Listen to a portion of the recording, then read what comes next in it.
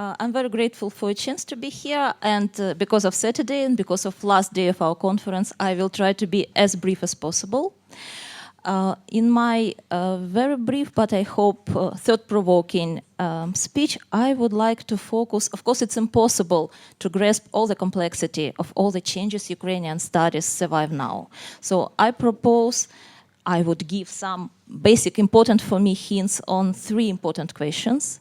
One, the role of a contemporary Ukrainian displaced historian, new form temporary intellectual diaspora of Ukrainian scholars abroad and their impact on contemporary Ukrainian studies, first of all, outside Ukrainian borders. The second question, I would focus on which topics became important for contemporary Ukrainian studies after full-scale Russian war aggression against Ukraine.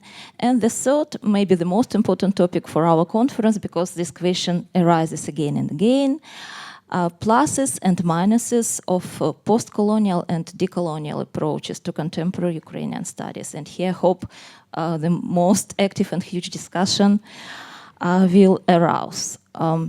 In 1995, we all know this very provocative and a kind of scandalous text by Mark von Hagen, American military historian, was published, entitled "Does Ukraine Has a History?" It was a kind of sad constatations that for Western academia, of course, Ukraine has rich and complicated history, but in the eyes of Western academia, Ukrainian studies don't exist as a separate, legitimate sphere. Because Ukraine and region in general, which quite unpleasant to recognize for us, were and still often associated predominantly with violence, nationalism, and other negative isms, which are not worthy of special serious research. When we look through description in Western historiographical reviews, we see this position like no place for Ukraine. Ukraine is always hidden in the shadow of Russian studies till 2022, paradoxically enough. And only after the full-scale war started, Slavic Review at last dared to publish the text calling for full historiographic legitimacy of Ukrainian studies. Was it just a brave declaration, a noble declaration? And how is it actively or not completely realized now is the topic we are going to discuss today, and I hope the audience will help me.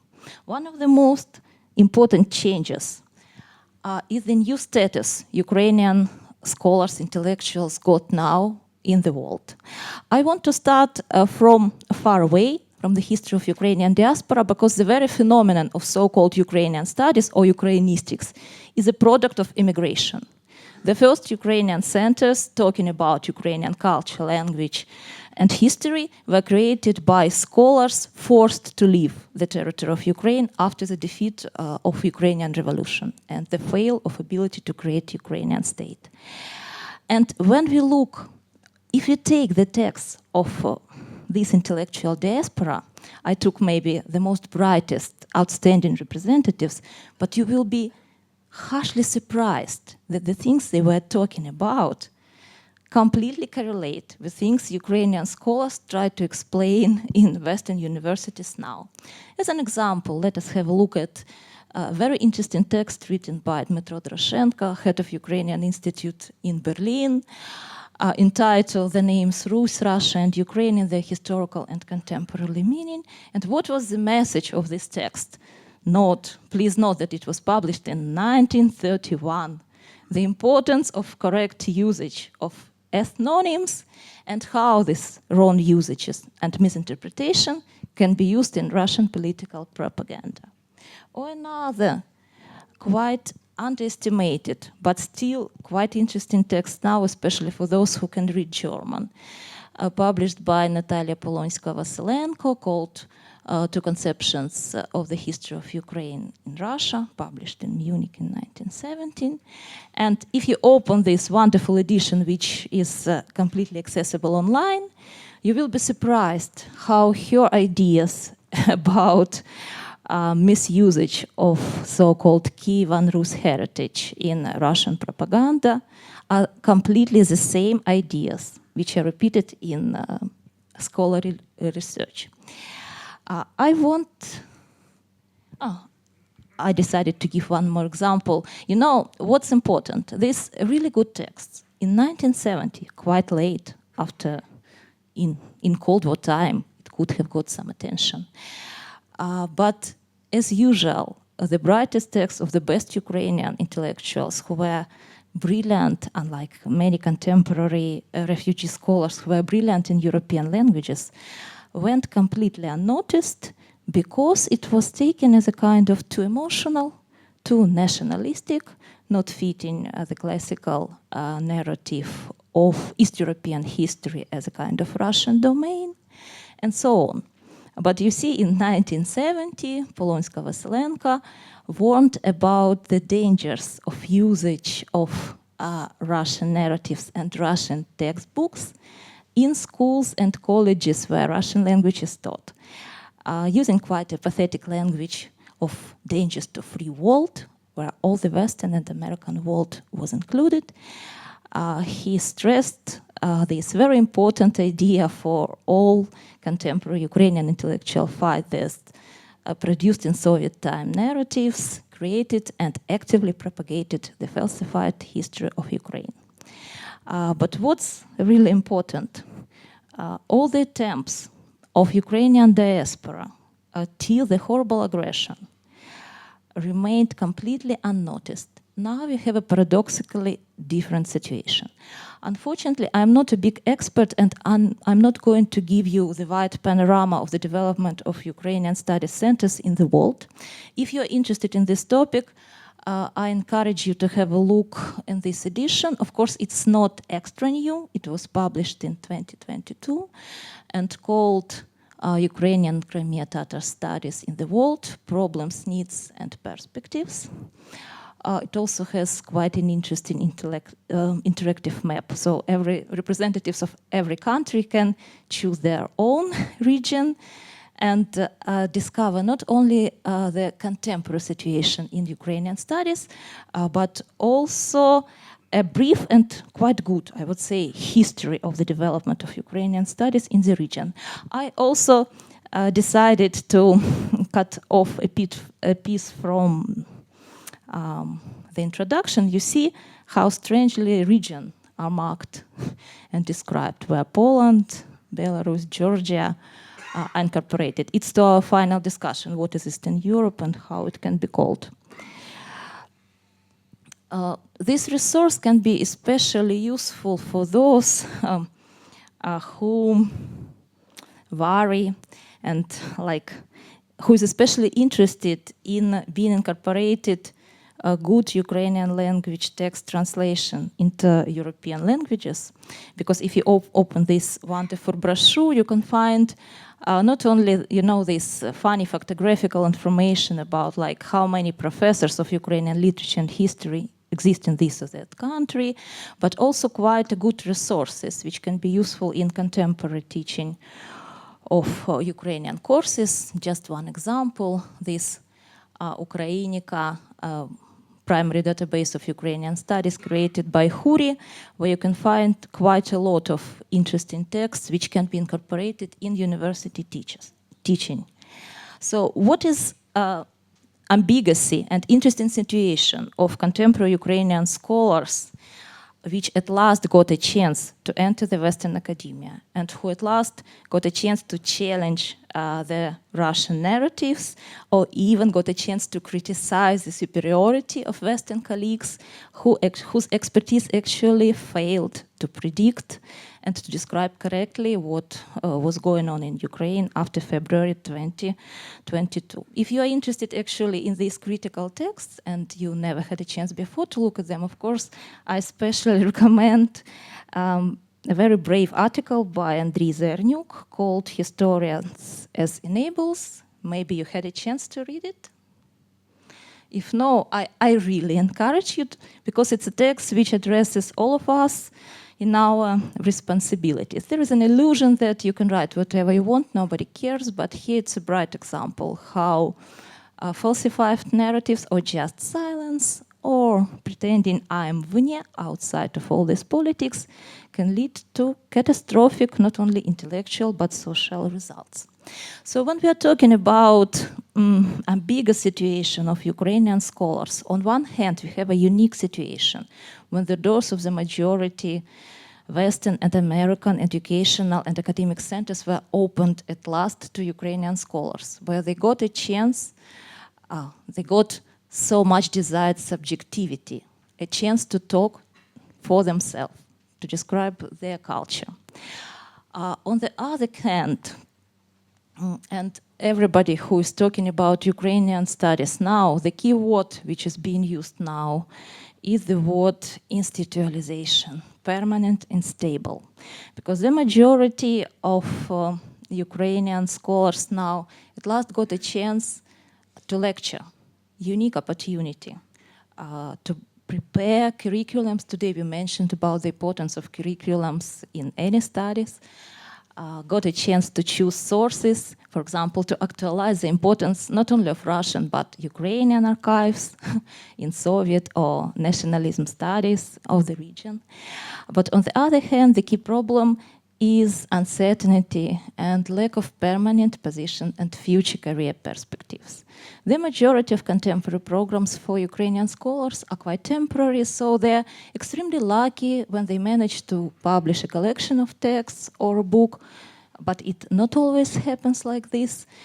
So like the most painful and important topic now is the chance to create permanent Ukrainian language studies and history position. And the question which I'm sure which would get a very special attention of sociologists of science is this problem of gender disbalance among the displaced scholars. The majority of Ukrainian scholars who left Ukraine after the Russia aggression are women, and I haven't, maybe you will prompt me, but I haven't seen any special research devoted to this topic, but we know that the strategies of academic realization, choose of topics, and plenty of peculiarities of professional way differ greatly based upon gender. So I prompt this topic for future sociologists. It would be an important thing to talk about.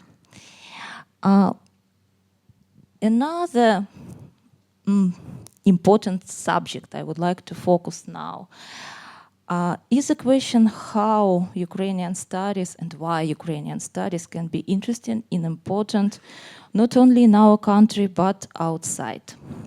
And here we also see an interesting paradox. Before the war started, Ukrainian historiography and cultural studies, language studies, passed a huge transformation.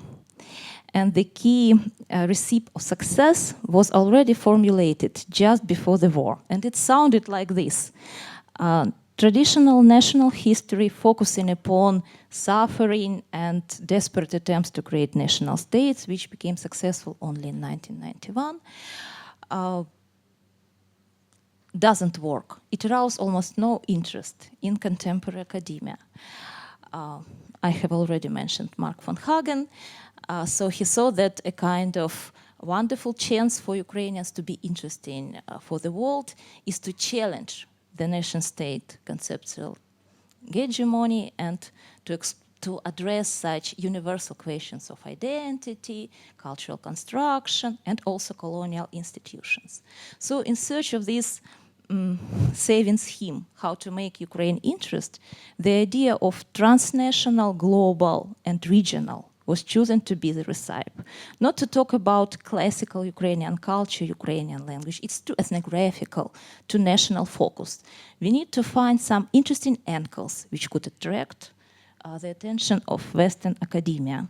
But paradoxically enough, since the war started and when it turned out that Western and American world knows almost nothing about Ukraine, all this knowledge is seriously distorted by Russian narratives. Ukrainian scholars had to make a step back and to return, this school-style necessity to talk about basics, to return and to explain once again in basic categories what actually happened, first of all, in Russian-Ukrainian relationship, since the ancient Rus till contemporary times. So the key topics of research, of course, here I'm not mentioning extra important oral history projects which are done now. The research of war crimes committed on Ukrainian territory. It's a separate, big, extra important topic, more connected to contemporary situation. But if we look at historical research, except of historical memory problems, it's again returned to classical national narrative. What was Ukrainian revolution and why it failed? What happened to Ukrainian intellectuals? These topics of totalitarianism, victimhood became a kind of key topics to discuss. Plenty of scholars, Ukrainian scholars all over the world need to tell once again what was Holodomor, why it had a genocidal nature. What was the phenomenon of so-called executive renaissance when plenty of Ukrainian writers and scholars were just destroyed, leaving actually Ukrainian culture without head. Body without head is the most often used metaphor to describe these problems. And of course, everyone, when you come out to talk about Ukraine in the last 2 years at least, you would be immediately asked not only about Bandera, but about the peculiarities of Donbass and Crimea. Like only two regions became extra visible, leaving other regions also important in a kind of shadow of it's not so politically important. The same complicated challenging standing before Ukrainian studies turned to this always complicated problem, relations with neighbors. And here we see extra importance to the history of Crimea Tatars. If you were attentive, you have noticed that this brochure, it tells not only about centers of Ukrainian studies, but Ukrainian and Crimea Tatar studies. If previous historiography, especially till Ukrainian independence, was quite controversial in describing Orthodox context between nomadic and settled, Orthodox and Islamic world, nowadays the topic of mutual positive cultural influence and episodes of solidarity became one of the key topics, which are included not only in keynotes and serious research, but in every educational course Ukrainian academians propose now all over the world. And of course, quite complicated topic of radical rethinking of Russian-Ukrainian relationship. Extra important topic, but on the other hand, now it's necessary to be extra brave or somebody living in this stone building outside the worries of contemporary world. If you would turn for the phenomenon of Moscow files, for example, in Galiciana, or other complicated phenomena of not conflict, but semi-colonial interaction in this sphere. So a kind of challenge for contemporary Ukrainian historiography is to keep the attention of Western academia without focusing on hot, political, explanatory, important questions. And it's not so easy, I would say. And the last question, a few words about colonial, post-colonial, and decolonizational approaches to Ukrainian history. I wanted to make a little introduction into how the term colony started to be used in Ukrainian context. Not everybody knows it, but it can be quite intellectually even interesting. So if you ask me who was the first scholar who called Ukraine a colony, it was not a historian, it was not a literary scholar, it was economist at the beginning of the 20th century. And what's really interesting that the first profound critique of colonial situation of Ukraine in the Russian Empire came from Ukrainian Marxists. We have a wonderful book published by Sergei Mazlakh and Vasyl Shahrai in 1918. It's called Concerning the Moment, What's Happening to and in Ukraine. It's really extra interesting text for everybody who is working with the history of Marxism in the broad understanding, who wants to understand the complexity of Russian-Ukrainian relationship. So those people were the first actually who called the Russian Empire a colonial state, who stated that Ukraine was nationally and economically oppressed, and who, what is the most important, warned about the dangers that the young Soviet Union is going to inherit all the worst imperial practices of the Russian Empire. That's why we have quite an interesting text. I want to draw your attention. Everybody of us cites Franz Fanon even during this lecture. But you know, there was an interesting scholar of Ukrainian origin who drew attention to this, I would say, exclusional Ukrainian anti-colonial Marxism.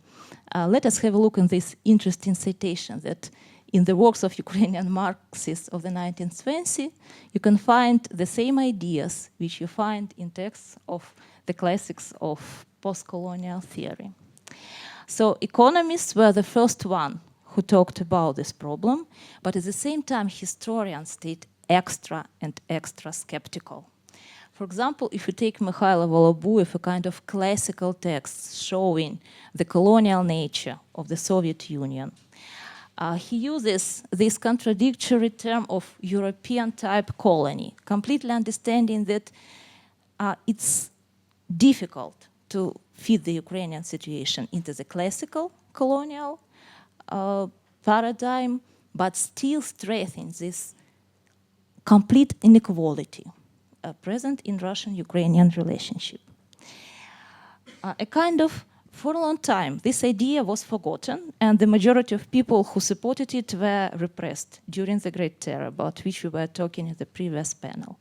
So a kind of intellectual revival of decolonial and post-colonial approaches to Ukrainian culture became much, much later, already in independent Ukraine.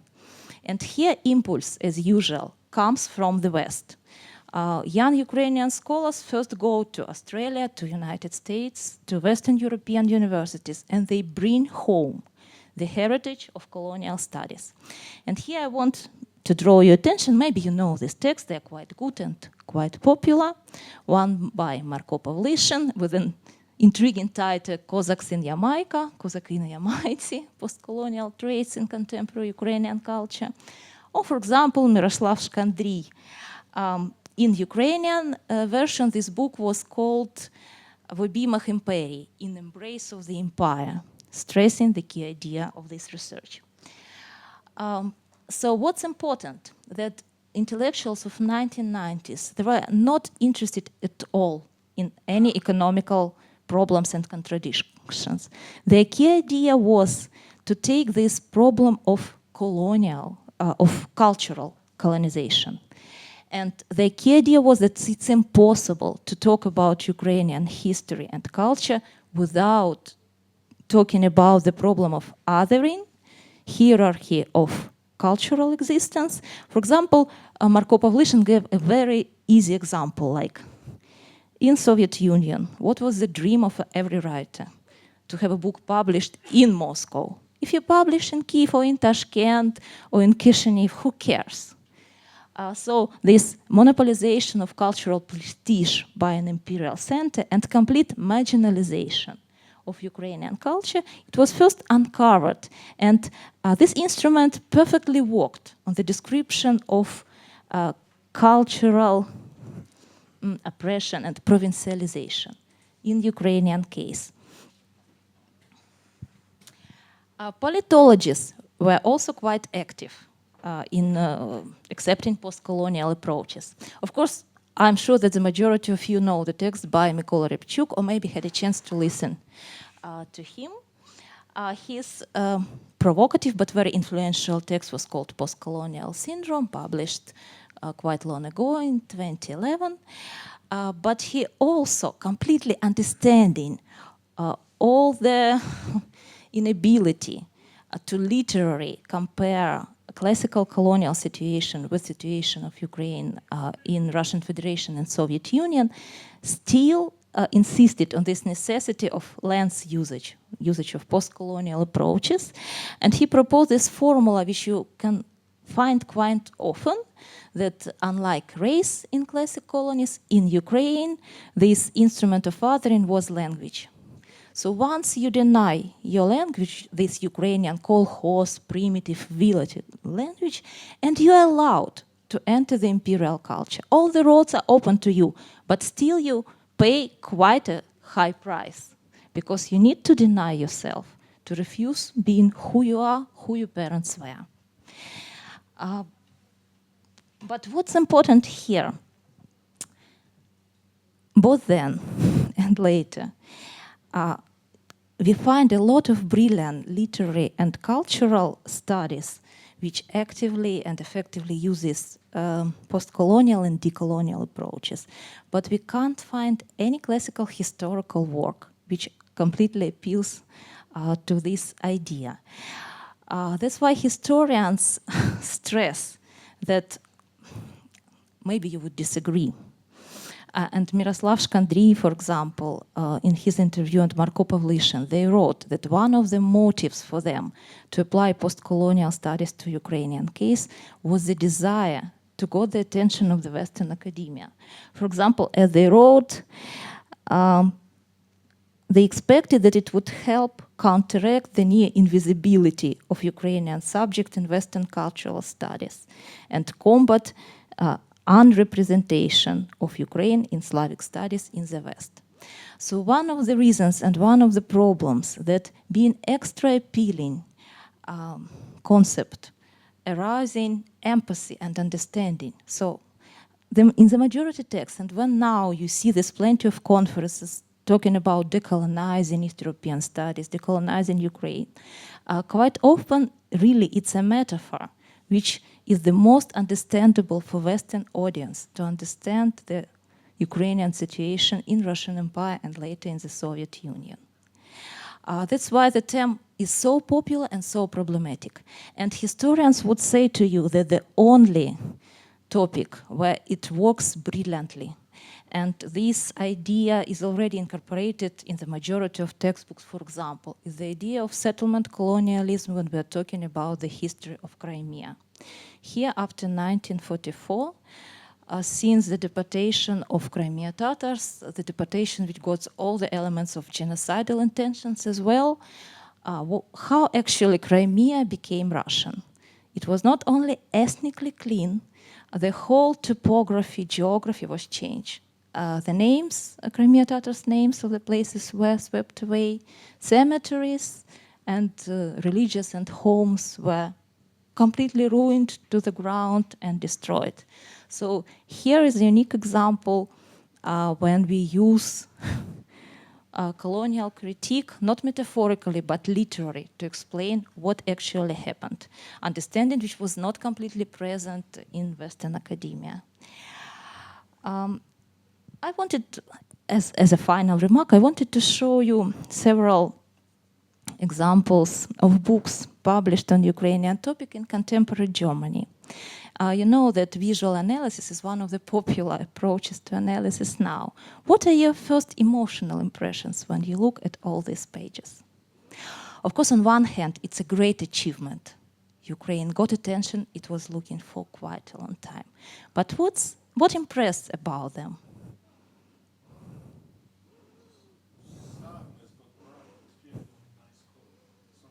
Why all of them are in state colors? Here are the dangers Ukrainian studies face nowadays. Even without opening these books and even without reading the titles, you see the danger of political actuality hidden in all this publication. And the key problem, whether real, deep, profound interest in Ukrainian studies will remain after the shock caused by this horrible war. When we are talking about decolonization, the key idea, extremely popular and I completely support it, is the idea that decolonization starts from language. And the one visual achievement Ukrainians can be proud about, that at last Odessa and Kyiv started to be written in all the text as it was asked in Ukrainian transliteration. But the key challenge, that it can stay only on the level of letters. That's one of my points. It's Odessa's Platz, already exists in contemporary Berlin, encourage you to visit. And this template explains why Odessa is written exactly this way.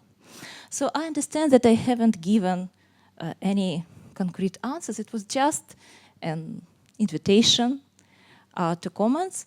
I especially encourage my Ukrainian colleagues because at the previous panel, they had very interesting materials but lacked time to talk about the same problems I addressed now. I'm very grateful for your patience and open for your comments.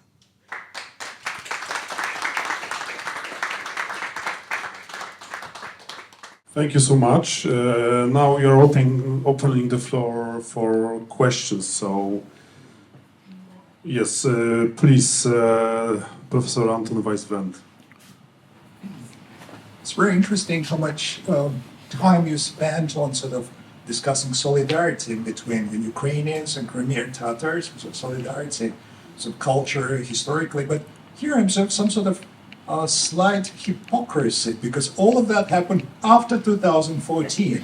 Until then, I didn't see much of a sort of sensitivity. 2015, Ukraine recognized genocide of Crimean Tatars. Then becomes, of course, annexation of Crimea and persecution of both, Crimean the political activists, Ukrainians, and Crimeans in Crimea, but not before 2014.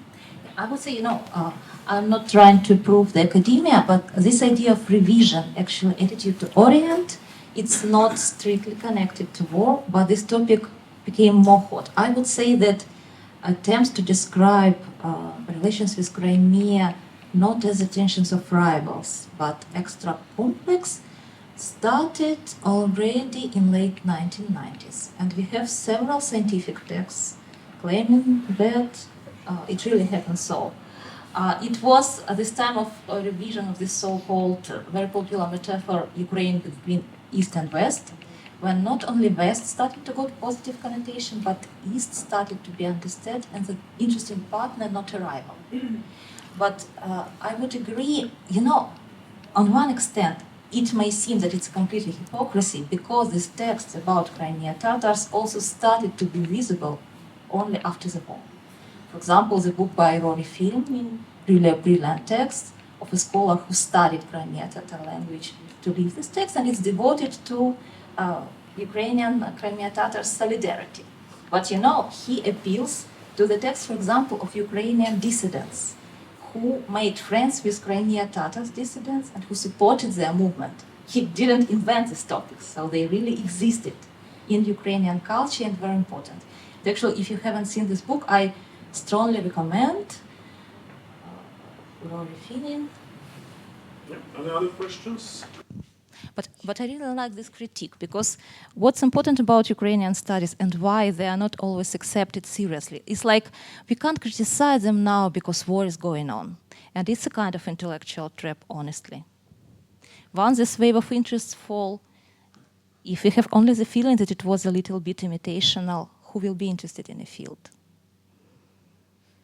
My question deals with the question of Ukrainian studies, and your comments at the beginning, I think were focused mostly on Europe, because in North America, there were Ukrainian studies centers set up, long before the Soviet Union ended. At my university, Harvard, a Ukrainian Research Institute was established in 1973. And there are chairs at Harvard in Ukrainian history and Ukrainian literature and the like. And the same is true at many Canadian universities, for example, where during the Soviet era, there were already centers set up that focused on Ukraine. Again, a lot of this has to do with the presence You're of right, but if you take George diasporas. Grabovich's texts, when he says about a kind of subordinated situation with Ukrainian studies and a kind of lack of interest compared to Russian studies, which were written long before the war, actually. Yeah, you're right. These powerful and very influential centers are important. But I should add, when the dominance of Russian studies was not really about Russia per se. It was more about the Soviet, the Central Soviet regime. That's why it was dominant. A Russian Empire and Soviet Union, you're right. Thank you. I found it really quite fascinating to compare the perspectives, that means to teach or to learn about the history of Ukraine in a truly European perspective, and then when it goes back now to a more perspective of the legitimation of the nation state, because if we look into Europe, we have the tensions between many Western European countries fostering European integration and the Central European perspective, which is more strengthening the nation state. This is a huge problem on the European level, actually. But what my question is more for the future of Central European studies. Which should be, in your understanding or your opinion, the relation between strengthening or helping to strengthen a nation state and to foster European perspectives, and European perspectives are also on the legislative level or on the political level truly transnational. It is much more than a community of independent nation states. Yeah, I found it, this respect, very important to not to focus only on aspects of national history but to look for what are shared European perspectives which could help us also to build, and I'm really a convinced European, to build Europe much more than a community of independent nation states. Thank you. I'm very grateful for the question. I'm afraid I don't have like an answer. Maybe my colleagues would help me, but I think it's important to understand these two perspectives. Both of them are attracting our intellectual attention. At least it's important to understand. I don't see the formula how can we combine these contradictory approaches, actually. And every educator in his or her university courses are combating with this dilemma. And usually we need to step to change the perspectives. Maybe it's the only option. Maybe my colleagues have other ideas. Just a quick follow-up to what Mark said in terms of, Russian Studies Center stood for sort of Soviet studies during the Cold War. And now we see kind of reverse, that Ukrainian studies coming in kind of in your Soviet studies, and here I mean specifically archival studies, for example, of significance of SBU archives, right, the former KGB archives, that the scholars flocking to study documents in order to get insight into the Soviet policy, because archives in Russia nowadays are off limits, basically. Yeah, it's a wonderful topic. Maybe Professor Kramer also would like to comment upon it. I was a little bit surprised when in his keynote, which was very generously devoted to the peculiarities of Russian archive, he didn't say a lot about usefulness of Ukrainian archives, which are really uniquely open compared, and also hasn't mentioned the damage which is now caused to Ukrainian archival heritage. For example, Chernigiv SBO archive, former KGB archive, is lost forever. What does it mean? So it means both the cases of perpetrators and the cases of victims are lost because they were not digitalized. So this page of regional history is left outside of our attention, and also of possible judicial consequences for people who were doing these horrible things, for example, during the Great Terror. Actually, one of the intentions of contemporary Ukrainian studies is to show that even if you want to study and enrich Soviet history, you don't necessarily need to go to Moscow as a kind of archival mecca. You can talk about important phenomena which are key to so-called Soviet studies based upon Ukrainian archives. And many texts now try to prove it. It can be whatever, industrialization, migration, repressions, whatever. Extremely rich Ukrainian regional archives are open for you till they are not destroyed. Unfortunately, many of them are now endangered. And when we are talking about it was not Russian but Soviet, maybe the easiest formula of this Soviet brotherhood, when Russian brother was always mentioned the first. And if we open the book by Shkandriy, for example, which I advise, he perfectly shows how tricky this red line between Soviet and Russia and propaganda manipulations were, actually. First, Professor Konkolewski, then I will pass the mic here also. Just a quick question to your individual approach to Poland and Ukraine in the light of the debate on colonialism and post-colonialism. I know, Tatiana, you are focused on the 19th and 20th century history, mainly. Nonetheless, what are your personal reactions to the debate going on in the Polish and Ukrainian historiography related also to the pre-modern era and applying the paradigm of colonialism and post-colonialism as well? You know, I would say that I'm following these debates about Rich Pospolita as a colonial state with a big interest. And what's interesting, my German students at the University of Potsdam, last semester they asked, it was not my idea, but they asked to make a separate seminar with a text by Jan Sova to discuss about this problem of Poland state being not only a victim but also a colonizer. In the context, to be honest, they were not so interested, like I would say in Polish or Ukrainian case, they were just interested about this controversy, how one national political state object can simultaneously combine several roles and how national historiography tries to find solutions, how to combine these ambiguous roles. So I find this approach, again, interesting but historically problematic, because I read a lot of brilliant critiques who show that here and there it can't be completely implied, but as a provocative idea, it's wonderful. I know that some of my Ukrainian colleagues, they also find productive to apply these approaches to interwar Poland as well. And they incorporate it into the education, maybe with some restrictions as usual. You know, there is an illusion that Ukrainian scholars are all fascinated with post-colonial approaches. No, they usually always keep this but in mind. So like, yes, but it's a special situation. We need to pay attention to that. Okay. Thank you, Tatiana, for a fascinating talk. I just have a brief comment. You mentioned that Ukraine as a colony was firstly mentioned in the early 20th century. But I would just want to add you that it appeared in the second half of 19th century, and Ukraine was defined as a cultural colony, you know. And there at the time appeared also an example in comparison Ukraine and Ireland, Ukraine and Norway, Ukraine and Scotland.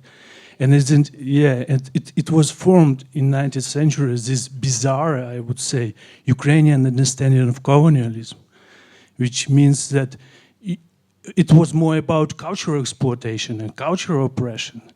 And the status of Ukrainian language was decisive in this respect. You know what I mean?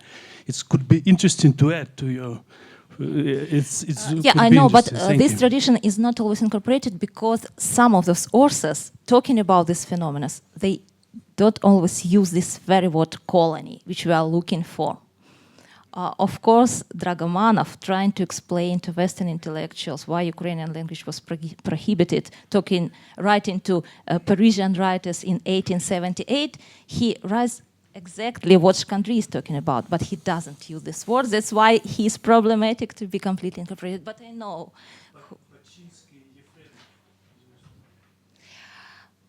Not always, but I agree. Yeah, Baczynski would be a little bit later.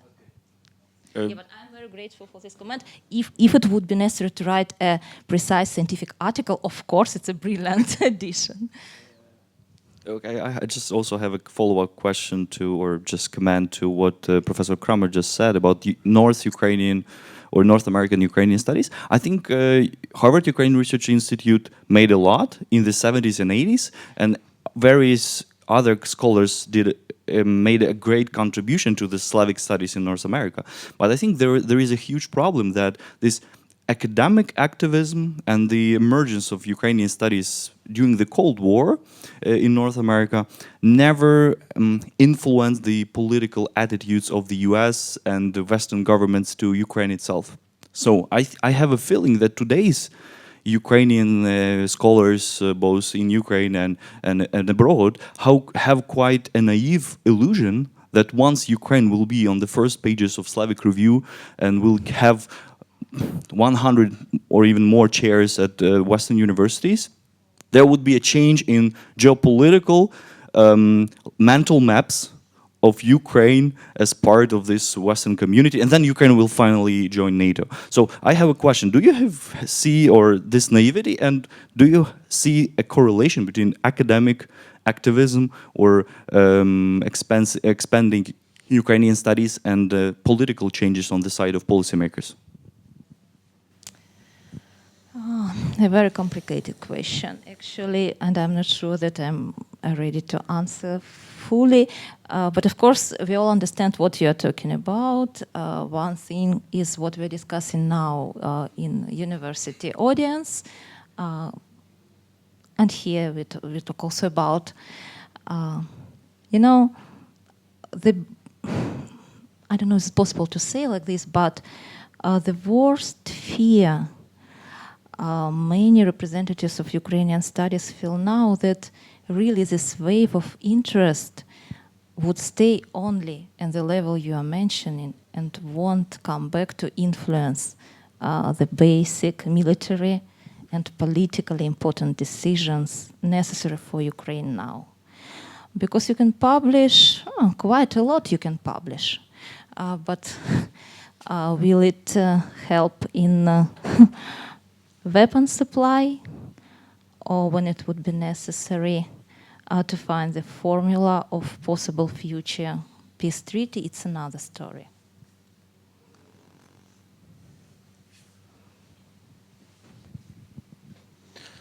Thank you for your very interesting talk. And I was especially found interesting what you said about the situation of Ukrainian scholars now in the West. And can you please reflect more on it and what the prospects could be? I can imagine that, you know, they are mostly female scholars in temporary positions on the assumption that the war would end soon, but it's continuing. Maybe they are separated from their families, husbands. What kind of a situation is it, and what the future could bring for these scholars, and thinking also that, you know, my impression, personal impression, is that Ukrainian scholars have done a great job, have proved them that they are excellent scholars. And thinking maybe that they would return someday to Ukraine, and how that would change the academic world in Ukraine, how they would fit in later in Ukraine. Thank you. I'm very grateful for your question, but you already prompted me what I should answer. Actually, yes.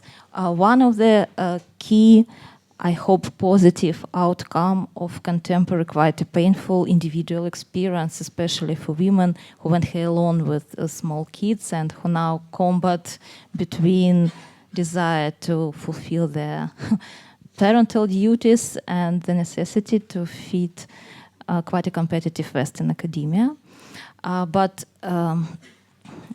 maybe it's not possible to say like this, but for many of them it was a really unique chance to see the Western academia from inside, to get access to many texts which were not known in Ukraine. But the problem here is, I can see it in many of my colleagues. On one hand, we are talking a lot about decolonization. So what does it mean? That Ukrainian studies have to be a field where the community can express itself without using the language and instruments of explanation from any more powerful or influential outsider. What's happening to many Ukrainian colleagues who are looking for some academic grants? They try to fit the expectations. And here's this anti-colonial controversy. Everybody, maybe not everybody is talking about, but everybody understands.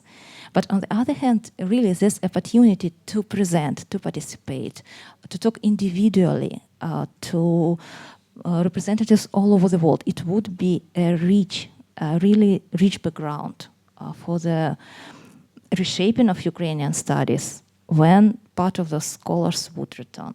And I predict that part of them would return because the academic market is very, especially in Western Europe, is extra staff. And the chances of them to become a professor of Ukrainian language or Ukrainian history are, I would not say zero, but not so high. That's why one of the problems quite often addressed. So there is a kind of risk. How many of them, of really deep professionals of linguistic studies, for example, would stay in the West to create their schools and to write some serious contribution, or they will just assist their Western colleagues for several years and return home or find another place for work?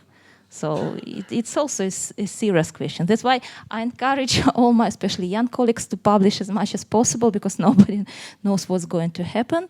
But every written contribution is extremely valuable now, especially books and collection of texts. Some of them were presented at this conference, and I'm very grateful for a chance to listen about them.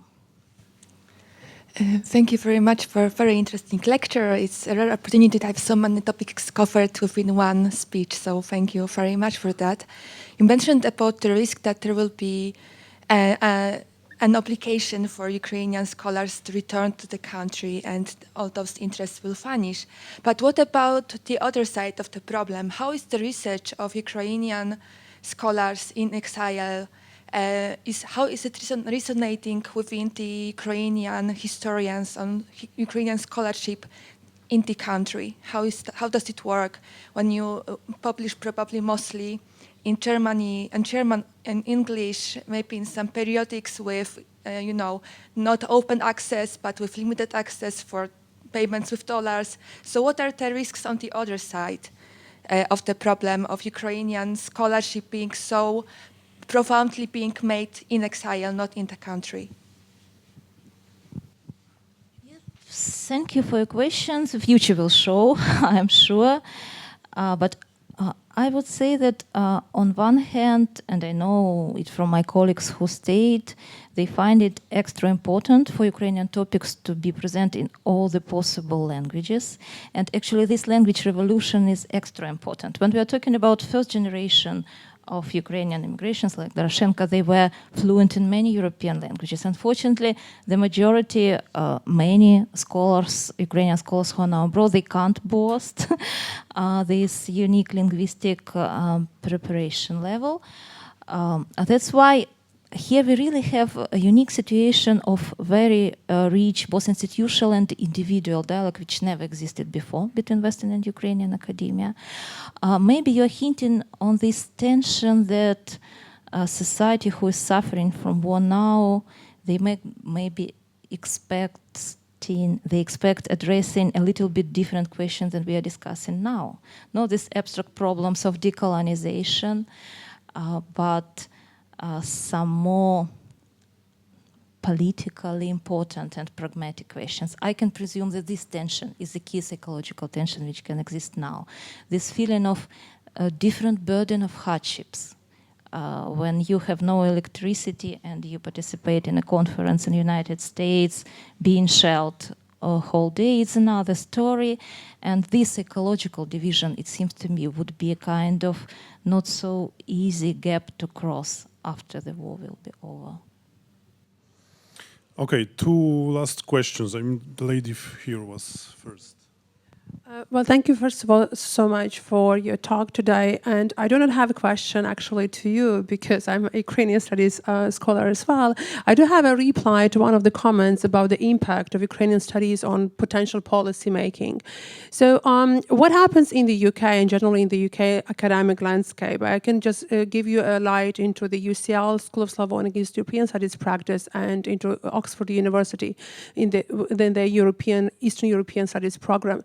So there is this renowned approach launching undergrad and graduate programs in HPE, History, Politics, and Economics, right? I'm sure you all many of you might be familiar, right? There's interdisciplinary programs that exist. And within these programs now are launched by Eastern European studies departments. So they provide this cross-disciplinarity approach, and the students are required to take the courses not in Russian studies, but in other Ukrainian studies, Polish studies approaches. And these are future policymakers. So we cannot have immediate impact, right, that is tangible right now as of 2024. But I believe in some upcoming 5 or up to 10 years, the existence of HPE programs within the Eastern European Studies Department, where they are obliged to take courses in non-Russian studies, but in other Eastern European realms. I think this is something as an added value that might become quite fruitful for the upcoming years. And a comment to Professor Mark Kramer about North America and Ukrainian Research Institute in Harvard, founded back by Omelan Pritsak and many other, Yuri Shevelov in Colombia. So that was an existent prevailing still shadow of Russian studies generally there. So of course they were quite sovereign in their scholarship. They were funded by diaspora scholars, etc. Okay. But they were kind of a separate island, and it didn't really influence the discourse that existed at the time in Russian Soviet studies. And if you, I did my postdoc at Stanford, at CREASE, and still there was this prevalent Russocentric perspective back in 2018, 2019. It was already under the annexation of Crimea.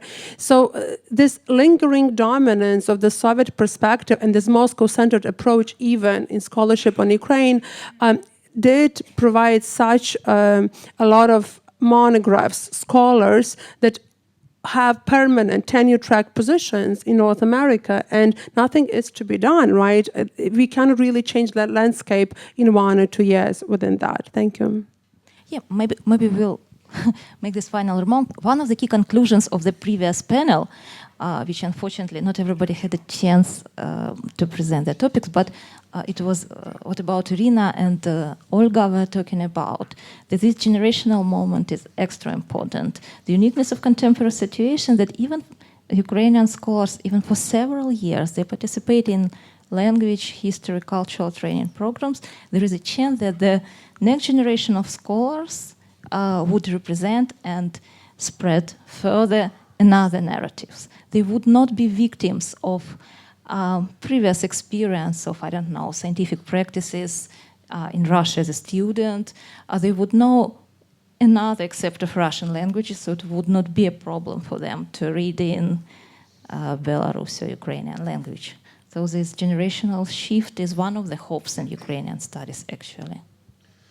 Okay, I'm afraid we have to stop here. There were 2 more questions here, and from Professor Kramer, Mark, maybe you will reply, because I saw that you want to reply during our debate, because you are one of the participants. Really sorry for cutting the discussion, but we want to have a short break before the last panel discussion. And Professor Mitzgir is already here. We will have a small delay, so a small coffee break, and let's gather in 10 minutes, so 20 minutes after 12, okay? We'll see each other in this room. Thank you, Professor.